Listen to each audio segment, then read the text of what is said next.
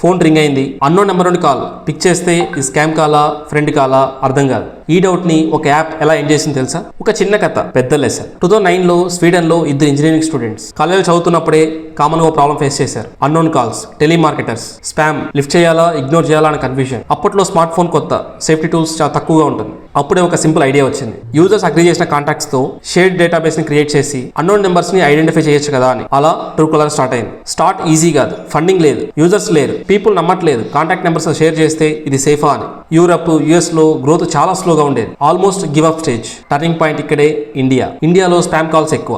రోజు people spam calls తో irritate అయ్యేవాళ్ళు. ట్రూకాలర్ యాప్ ట్రై చేశారు. ఇమీడియట్ గా వాల్యూ కనిపించింది. వర్డ్ ఆఫ్ మౌత్ ఎక్స్ప్లోడ్ అయింది. ఈ నెంబర్ ఫ్రాడ్, ఈ నెంబర్ కొరియర్, ఈ నెంబర్ ఫ్రెండ్. డైలీ లైఫ్ లో ఈ యాప్ యొక్క అవసరం ఎక్కువైంది. Truecaller decision clear. Ads based free model. Premium option అనేది ఆప్షనల్. హెవీ మార్కెటింగ్ లేకుండా ఆర్గానిక్ గా గ్రో అయింది. కోట్లలో యూజర్స్. ఇప్పుడు ప్రతి ఒక్క మొబైల్లో ట్రూకాలర్ యాప్ డిఫాల్ట్ అయిపోయింది.